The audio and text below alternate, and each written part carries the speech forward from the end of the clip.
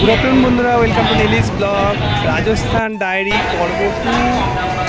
আমরা এখন জয়পুর স্টেশনে আমাদের ট্রেন ছিল।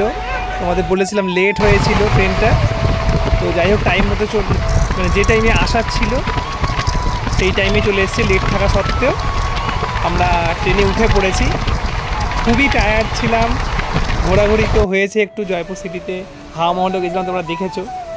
বৃষ্টি পড়ছিল মরুভূমি এলাকায়, এই যে প্রথম বৃষ্টি দেখছি। যতটা এগিয়ে যাচ্ছি আমরা সামনের দিকে, এটা বিকালবেলা, আমরা বিকাল বলতে সন্ধ্যের কাছাকাছি, আমরা দুপুরের দিকে ট্রেনে উঠেছিলাম প্রায় 12টা সাড়ে 12টার দিকে। এই সময়টা ঘুম থেকে উঠে একটুখানি ওই বসা হচ্ছিলো 5:30 6টার দিকে, প্রায় যোধপুর পেরিয়ে গেছিলাম। এই জায়গাটা পকোড়া খাবার নিয়েছিলাম। ট্রেনটা এটা হচ্ছে তোমার জয়সলমীর স্টেশন, ওয়েটিং হল। এটা ভোরের সময় আমরা বেরোনোর আগেই ফটোটা তুলেছি, তোমার সোনামানিও ফটোগ্রাফি করছিল।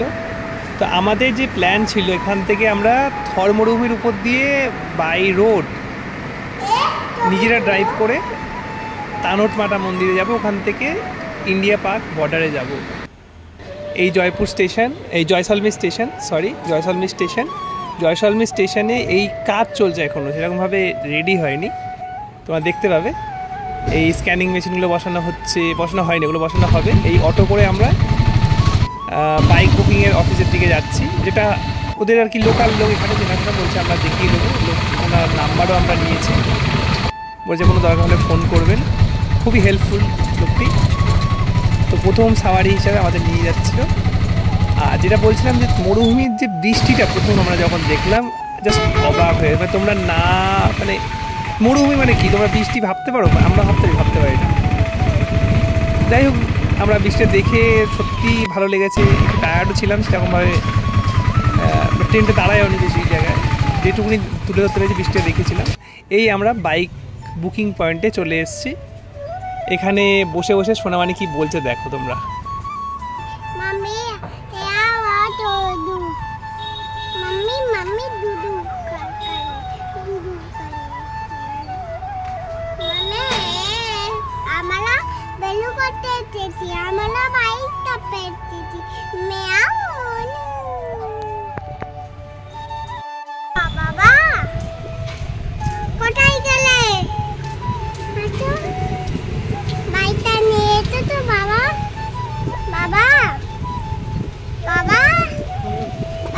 নিচ্ছি কি বাইক নেবো?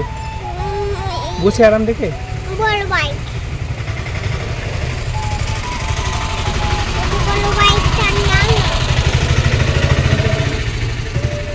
বাইকে করে কি করবি? অত ঘুরতে হবে না, কি বাইক নেবে একটু দেখবে। এখানে অনেক বাইক ছিল, দোকানটা সবে খুলছিল। এই অটোওয়ালা যিনি দাদা আমাদের যিনি নিয়ে এসছেন, এই डेजर्ट बाइक पॉइंट जेन्युइन लोग কথা বলে লাগলো। উনি কি বলছেন একবার শুনে। अगर आप घूमने आते हैं तो हमारे यहाँ पे आप बाइक रेंट पे ले सकते हैं, और बाइक आपको बिल्कुल रीजनेबल रेट में मिल जाएगा। आपको एक्टिवा है, बुलेट है, हिमालयन है, KTM है, एक्सपल्स है, ये सभी विभिन्न प्रकार की बाइक्स आपको रेंट पे किराए पे मिल जाएगी। और ये सब पॉइंट घूमने के आप आराम से बाइक्स पे घूम सकते हैं। हमारे यहाँ पूरा मैप बनाया हुआ है, और आपको पूरा अच्छे से जैसलमेर के लिए घूमने की क्या क्या घूमने की जगह है पूरा आपको अच्छे से गाइड कर सकते हैं। और अब बाइक के साथ में आपको हेलमेट है, मैप से अच्छे से पूरा आपको गाइड करके फिर आपको बाइक रेंट पे दी जाएगी। और बाइक के साथ में अगर आप और भी डेजर्ट कैंप है या होटल है करवाना चाहते हैं तो वो भी हम सर्विस देते हैं। और बाइक की जो हमारी शॉप की लोकेशन है, फोर्ड पार्किंग डिब्बापाड़ा मिलन रेस्टोरेंट के पास में, बाइक ऑन रेंट। ऑफिस का नाम है डेजर्ट बाइक्स। कॉन्टैक्ट करने के लिए आप हमारा 7742547106 इस पर आप कॉल कर सकते हैं, अपनी बाइक बुक करवा सकते हैं। এই যে কনভার্সেশনটা হয়ে গেছে, তখন বাইক নেওয়া হয়ে গেছিলো 1500 টাকা করে বাইকের বুকিং, 100 টাকা ডিসকাউন্ট দিয়েছিল, আর 2000 টাকা সর্বসাকুল্যে জমা রেখেছিল, 600 টাকা ডিউ ছিল হিসাবে এই বাইকটা। আর সবাই তোমরা একটা কথা মনে রেখো, বাইক নেওয়ার সময় একটা ভিডিও রেখে দেবে। যে কোনো গাড়ি নাও, মানে না তোমার কোনো সমস্যা হবে, না যে রেন্টে দিচ্ছে তার কোনো সমস্যা হবে, দুপক্ষ থেকেই ঠিক থাকবে। বাইক চালাবে? তুমি চালাতে পারো? কিরকম করে চালাবে? 1,01,937 কিলোমিটার মতো চলেছিল। যখন পেট্রোল পাম্পে তেল ভরছিলাম। তো যেটা বলছিলাম যে একটা ভিডিও রাখা দুপক্ষের জন্যই ভালো, ভিডিও রেখে দেবে।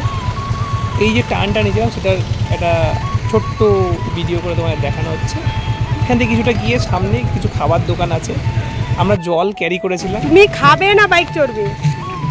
দুটো হবে না, একটা একটা না একটা, কোনটা করবে? খাবে না বাইক চড়বে? হ্যাঁ কোনটা করবে? এই ব্রেড পকোড়াটাকে এরা এখানে ব্রেক করে দিয়ে দিয়েছিলো, মানে ভেঙে দিয়ে দিয়েছিল। আর লঙ্কার চপ নিয়েছিলাম সাথে, সম্ভবত 20 টাকা কি 30 টাকা করে নিয়েছিল, সম্ভবত 20 টাকা করেই মনে নিয়েছিল, হ্যাঁ 20 টাকা করে নিয়েছিল। এই আমাদের জার্নি শুরু হওয়ার টাইম তোমাদের দেখাচ্ছি, অলমোস্ট 9:30 বেজে গেছিলো। তাড়াতাড়ি করবো করে আর সময় হয়নি, একটু ফটোগ্রাফি করা হয়ে গেল। এই যাওয়ার পথে যেগুলো পড়ছে দেখতে থাকো তোমরা, খুব ভালো করে দেখবে, দরকার পজ করে দেখো, অনেক কিছু দেখতে হবে। আর যখনই কোনো কিছু ক্যারি মানে লং জার্নি করবে না, লং জার্নি করার সময় এটা সবসময় মাথায় রাখবে যে জলটা যেন ঠিকঠাক থাকে আর নেসেসারি জিনিসগুলো কাছে রাখবে, যেমন পাওয়ার ব্যাংক যেগুলো লাগে আর কি, বা কার বা বাইকে যেগুলো থাকলে চার্জিং হয়ে যায়। এই দেখো এই জায়গাগুলো পড়ছে, এই যে সাম বলে জায়গাটা দেখতে পাবে না তোমরা, সামে ওখানে স্যান্ড ডিউন্স আছে, ওখানে জিপ সাফারি, তোমার ক্যামেল সাফারি, ডেজার্ট সাফারি, এগুলো সব করা যায়। বিভিন্ন রেট আছে, এখন যা রেট চলছে রাজস্থান ওপেন্টে 1200 কি 1250 টাকা জিপ সাফারি, ক্যামেল সাফারি 100 টাকা কি 200 টাকা। আর থাকার তো যেরকম রেন্ট সম্ভবত 1000 টাকা করেই পড়ে, মানে 2250 থেকে 2500 টাকার মধ্যে স্যামে তোমরা একজনের পাড়ে ফিরে যেতে পারবে। আর টাইম হচ্ছে এই আমার সাগর এই জায়গাটা পড়ছে, এখানে প্রচুর উইন্ডমিল দেখতে পাবে তোমরা, দেখো প্রচুর উইন্ডমিল, সুজলন কোম্পানি। আর থাকার টাইম হচ্ছে তোমার 3টের সময় এন্ট্রি, 11টার সময় চেক আউট সকালে। এই কারণে 3টের সময় তোমরা ধরো কেউ ঢুকলে বা পুরো প্যাকেজটা ধরো নিলে 2500 টাকা, এই 2250 বারাবাগ এই জায়গাটার নাম, প্যাকেজটা নিলে তোমাদের এই প্যাকেজটা নিয়ে তোমাদের মোটামুটি ওই সানসেটটা দেখতে পাবে। 7টা থেকে 10টা কালচারাল থাকে, আর তারপরে 10টা এবার তুমি ডিনারও করতে পারো। তখন রাতে থাকলে ভোরবেলা আর্লি মর্নিং উঠে গিয়ে তুমি সানরাইজ দেখতে পারলে, মানে সব জায়গায় সানরাইজ দেখে, পাহাড় পর্বত বালিতেও একটা সানরাইজ দেখতে পাবে, সানরাইজ সানসেট দুটোই দেখতে পাবে। আর তারপর তোমরা ব্রেকফাস্ট করে চেক আউট করে দিতে পারো, থাকতে পারো। মানে আমি তোমাদের একদিনের শিডিউলটা তোমাদের বলে দিলাম, পুরো যতটা যেতে থাকছিল তত বালি শুরু হয়েছে, তোমরা দেখতে পাবো। আমার ফিলিংসটা দেখো।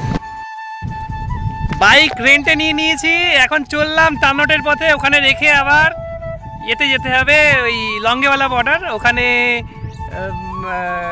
বাইক নিয়ে যাওয়া যাবে না, শেয়ারিং ক্যাবে যেতে হবে। একটা আলাদাই থ্রিল পাচ্ছি, তোমরা এনজয় করো, সাথে থাকো। ভিডিওটা ছাড়বো যখন দেখবে পুরো ভিডিওটা দেখতে পাবে। থর মরুভূমির উপর দিয়ে যাচ্ছি, জাস্ট অসাম লাগছে, অসাম ফিলিং। তোমরা আসো, খুব ভালো লাগবে, আনন্দ হবে। আর উইন্ডমিল দেখো তোমরা, উইন্ডমিল, এই উইন্ডমিল প্রচুর উইন্ডমিল এখানে ভর্তি। আমরা রাস্তা দিয়ে যখন যাচ্ছি প্রচুর উইন্ডমিল দেখতে পাচ্ছি। আমার তো একটা অন্যরকম ফিলিং আছে এই উইন্ডমিলগুলো দেখে, রিনিউয়েবল এনার্জির মধ্যে পড়ে।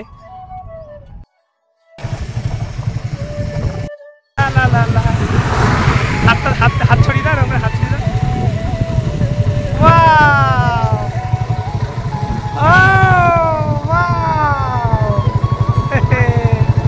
কোথায় যাচ্ছ?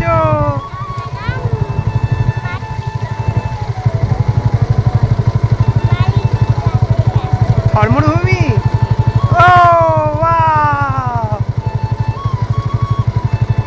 এই যে নেহেরটা দেখতে পাচ্ছি, এটা ইন্দিরা নেহের, দিল্লি থেকেই আসছে এটা। আমি তো দেখে অবাক হয়ে গেলাম, ঘুরে আসলাম এই মরুভূমির মাঝখান দিয়ে নদীটা দেখানোর জন্য। ডিরেকশনটা ছিল উল্টো দিকে, আমরা এইদিকে আসছিলাম। এটা দেখে নেহেরটাকে দেখানোর জন্য বলি না, এটা তো এটা মানে অবাক করা জিনিস যে মরুভূমির মধ্যে দিয়ে একটা নেহের গেছে। এটা ক্যানেল কেটে বানানো হয়েছে অ্যাকচুয়ালি, এটাই জল সরবরাহের একটা মাধ্যম। আর এইটা কেভি, কেন্দ্রীয় বিদ্যালয়, এখানে আর্মির বেস রয়েছে প্রচুর, তাদের বাচ্চা কাচ্চা এখানে পড়াশোনা করে। হ্যাঁ, ডেজার্ট কি বালি পেয়েছো নাকি? এটা কে বালি কাটতে আছে? গরম বালি, গরম। কেমন লাগছে? সারা রাত ঘুমায়নি বালি কাটবে বলে, সারা রাত ঘুমায়নি। হাতের দিকে তাকা, সারা রাত ঘুমায়নি। এই যা যা যা যা যা, চলে চলে চলে চলে। থর মরুভূমিতে বালি কাটছো? সারা ঘুম দাওনি, ওই জন্য ঘুমো, বালি কাটবো। চলাই চলে আসো। তুমি কোথায় এসছো? থর মরুভূমি? চলে আসো। আর বালি আছে, আরো বালি আছে, আরো জায়গা চলে এসো। আর যেখানে বেশি বালি ওখানে যাবো আরো। চলে আসো। সোনামানিতে আসতে গেছিল, তোমরা দেখতে পেয়েছো এনার্জি, রাতে ঘুমায়নি এই বালি ঘাটবে বলে। নেমে তো খুবই আনন্দ করছিল। বাইক চলছিল, এমন না যে বাইক দাঁড়িয়ে গেছিল। আমরা একটু দাঁড়িয়ে বিশ্রাম করে নিয়েছিলাম। অনেকটাই রাস্তা। আর কতটা স্পিডে তুমি যাবে? 80, 85, 90 তো গাড়ি চলছিলই। এবার তবুও মনে হচ্ছে দেখে যাই, মানে চোখ জুড়িয়ে যাচ্ছিল। একটা ক্রেজ, প্রথমবার মরুভূমির উপর দিয়ে যাওয়া। আমার তো প্রথমবার, আমাদের সকলেরই প্রথমবার। বইতে পড়েছি থর মরুভূমি, আর থর মরুভূমির উপর দিয়ে যাওয়া। কিছুটা জায়গা আছে, সারগাঁও বলে একটা জায়গা আছে, ওখানে একদম খতরনাক জায়গা। ওখানে মানে মরু ঝড়। চেষ্টা করিনি যাওয়ার, সত্যি কথা বলতে। বাচ্চা ছিল, আমার দিদিভাই ছিল, শুধু আমার সোনামানি দিদিভাই ছিল। আমি আর চেষ্টা করিনি যাওয়ার। যেতে যাচ্ছি আর দেখে থাকো। আমি তো দেখে চোখ দিয়ে আছে, তোমরাও দেখতে থাকো। অসাধারণ, না দেখলে নয়। এই আমরা এখানে দেখতে পাচ্ছি না জিপ দাঁড় করা, এগুলো হচ্ছে জিপ সাফারি, ক্যামেল সাফারি। এটা একটা রুট, এটা থ্রু রামগড় হয়ে টানোট হয়ে যাওয়া যায়। আর লঙ্গেওয়ালা হয়ে যখন টানোট হয়ে লঙ্গেওয়ালা হয় তখন এই রুটটা পড়ে না, তখন আরেকটা রুট পড়ে, সেখানেও জিপ সাফারি দেখতে পাবো। তো আমরা ক্যামেল সাফারিটা করে নিই, যেটা হয় আর কি, দেখলে করে নিই। জিপ সাফারিটা অনেকটা দূর নিয়ে, তো বাইক রাখা ছিল রেন্টে, আর সাহস করে উঠবে। ক্যামেল সাফারিটা কাছাকাছি ছিল। তো পার হেড 100 টাকা করে নেয়। তো 200 টাকা করে বলছিল, অ্যাকচুয়ালি 200 কি 150 টাকা কিছু একটা বলছিল। তো 100 টাকা করে রাজি হয়েছিল। খুশি হয়ে পরে ওকে 20 টাকা দিয়েছিলাম, ভাই চা খাস বলে। তো খুব খুশি হয়েছিল।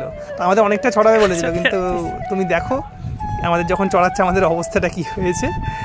আর এই উটগুলো কীভাবে বসে, আমি তো এত ভালোভাবে উট বসাও কোনো দেখিনি। কীরকম সামনে দিয়ে কীভাবে বসে, পিছন দিকে কীভাবে পা রেখে বসে, সেটাও দেখিনি। বালি প্রচুর গরম ছিল। আমরা যে সময়টা এসেছি এই সময়টা বৃষ্টির সময় ছিল, সেপ্টেম্বরের স্টার্টিংয়ে। বৃষ্টির সময় বলবো না, বৃষ্টি হচ্ছে টুকটাক। মরুভূমিতেও বৃষ্টি পেয়েছি, তোমরা দেখেছো। আর উঠে পড়েছি। আমাদের বসার অবস্থা দেখলে তোমরা বুঝতে পারবে কীভাবে ধরে বসছিলাম। অবস্থাটা দেখো, একটা থ্রিল তো রয়েছে, আনন্দ রয়েছে। ওই যে মানে মন মানে না, মানে ভয় লাগছে। আর উটের পিছনে যারা বসে না, ওই পাটা তো নড়ে, মানে ভীষণ পরিমাণেই ভয় লাগে। তো এইটাই ভরসা ছিল। নিজের মনে বোঝাচ্ছিলাম যে উটটা তো আর পড়ে যাবে না, উটটা তো একটা নিজের ব্যালেন্স রাখবে, সেই ভরসাটা দিয়েছিল, সেইটুকুনি ভরসাটা ছিল, সেই বিশ্বাস আর ভরসাতে। তবুও এই যে যখন এই দেখো নিচ থেকে না আমরা আস্তে আস্তে উপরে উঠেছি, উপরে উঠে আবার নামাচ্ছিল। যখন নামাচ্ছিল না রীতিমতো মানে একটা, যারা উট চড়েছো ভালো লেগেছে, ওয়েল অ্যান্ড গুড। আমার তো একটা রীতিমতো বলে বেড়াতে পারছি না। যাই হোক, জাস্ট চড়ো, কখনো উট চড়লে বুঝতে পারবে। তো নামার সময় তো যে সামনে বসে তখন একটু অসুবিধা, ধরে শক্ত করে ধরতে বলেছিল। নেমে গেছিলাম, তো উটের সাথে একটু সেলফি নিলাম। কিরে তুই আমাদের চড়িয়েছিলি?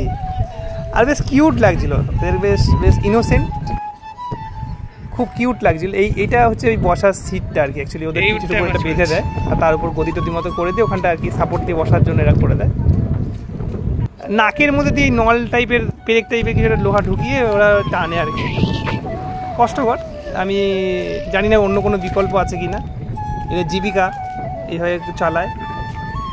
যদি কোনো অন্য উপায় থাকে তোমরা সাজেস্ট করতে পারো। আর এটাই যদি উপায় থাকে, তো এটাই এইভাবে চলে আসছে। একটু আমার মানে একটু মনে লেগেছে, এটা এখানে না ঝড় টাইপের আছে, রাস্তায় ভালো করে খেয়াল করে বালি উড়ে আসছে। দেখো, এটা অনেকক্ষণ ধরে উঠছিল, আমি ক্যামেরা বন্দি করতে পারছিলাম না। আর অনেকটা জোরে উঠছিল, জোরেই আসে, দেখো বালি উড়ে চলে আসছে। মানে এটা ন্যাচারাল জিনিসগুলো না আলাদাই লুক। ভিডিওটি কেমন লাগলো কমেন্টে জানিও। ভালো লাগলে একটা লাইক করে দিও, নতুন সাবস্ক্রাইব করে দিও। আরও ভিডিও আসছে, স্টে টিউন, নীলিশ ব্লগ।